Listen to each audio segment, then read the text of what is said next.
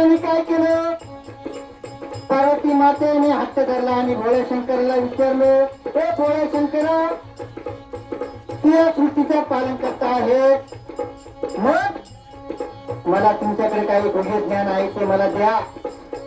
म्हणून रेवा नदीच्या किनाऱ्यावर पार्वती मातेला घेऊन गेलेले आहेत आणि घेऊन गेल्यानंतर पार्वती मातेला गुह्य ज्ञान देत असताना पार्वती माता झोपी गेली, कारण तिच्या भाग्यामध्ये नव्हतं.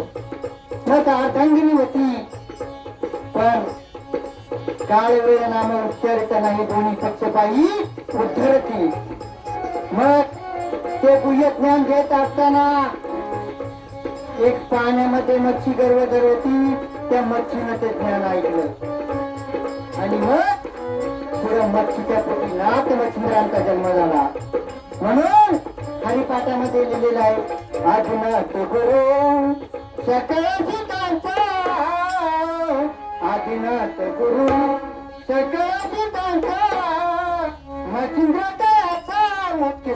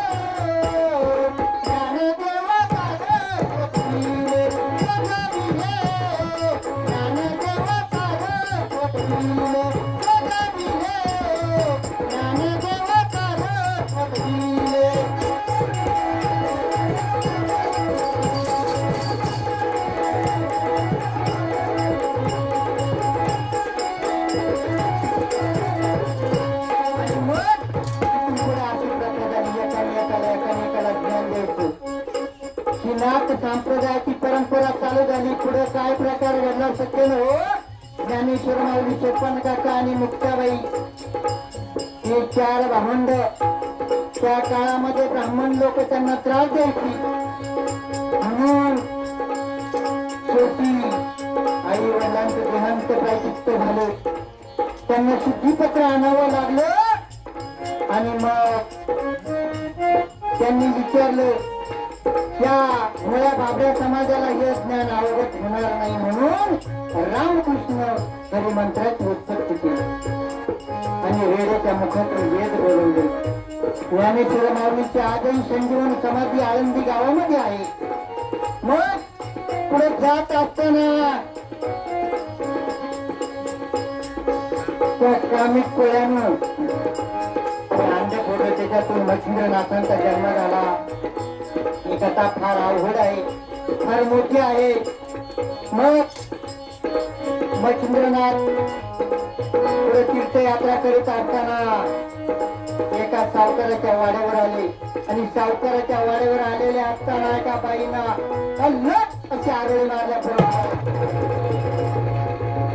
बाईच्या डोळ्यातून आसू लागले आणि भिक्षाम दे ही बाई असं म्हटल्यानंतर सुपामध्ये धान्य आणलेलं, धान्य टाकल्यानंतर बाईच्या डोळ्यातून अश्रू वाहू लागल्यानंतर सध्यानं प्रकार काय घडला.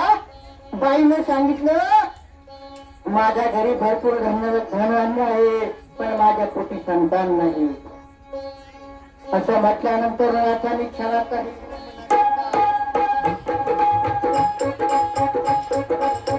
आपल्या डोळ्यामध्ये भस्माची मोठी काढली आणि त्या बाईच्या हातावर टेकवली.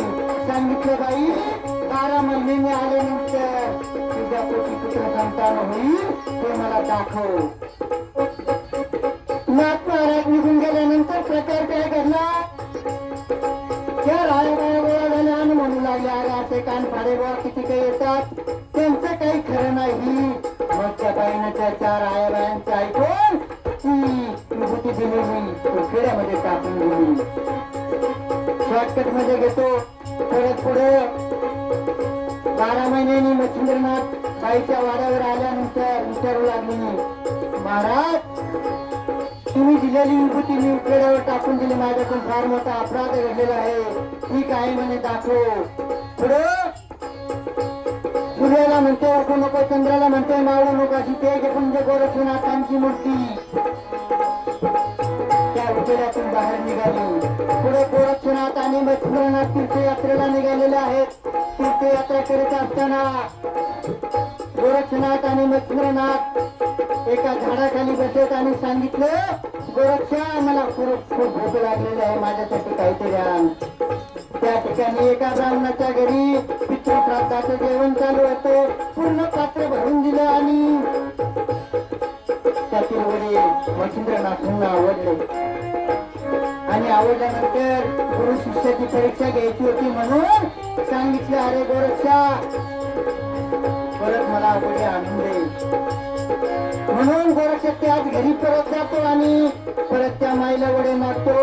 त्यावेळेस ती माई म्हणते, अरे आज लबाडी करतो, हातात पात्र भरून दिलं होतं आणि म्हणतो माझ्या गुरुसाठी वडे पाहिजे. ठीक आहे म्हणे, मी तुला वडा देते, पण त्या वड्याच्या बदल्यात तुम्हाला नेमकं काय देतील? त्यावेळेस ताईने सांगितलं, मला तुझा डोळा काढून दे. त्याच वेळेस त्या बालकाने क्षणाचा विलंब न करता आपल्या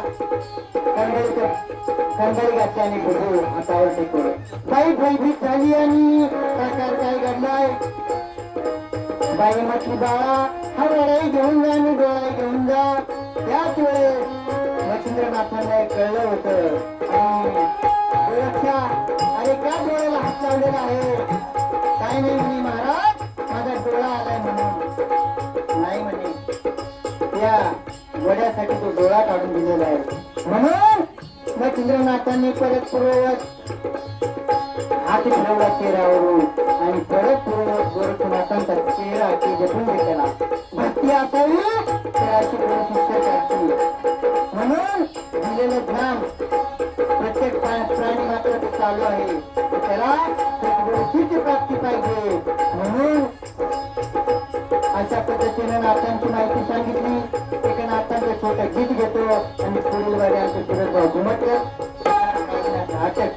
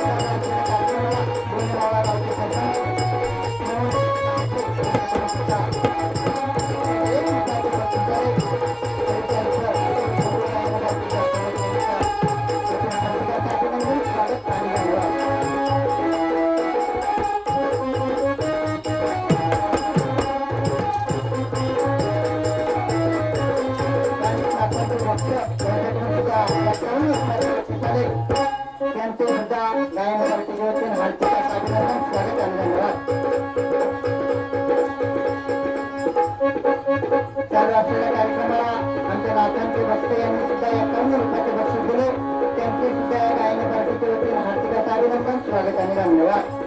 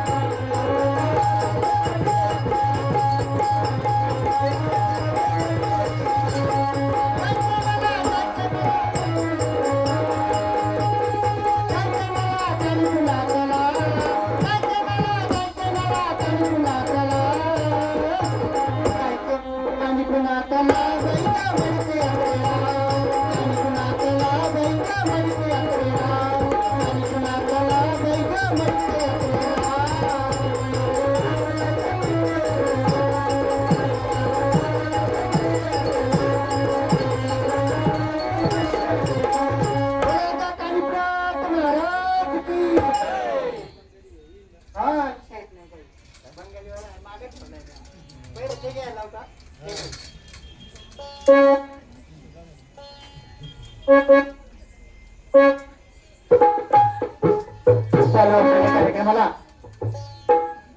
नारायण शेठ चासकर यांच्याकडून सुद्धा 101 रुपयाचे बक्षीस आले.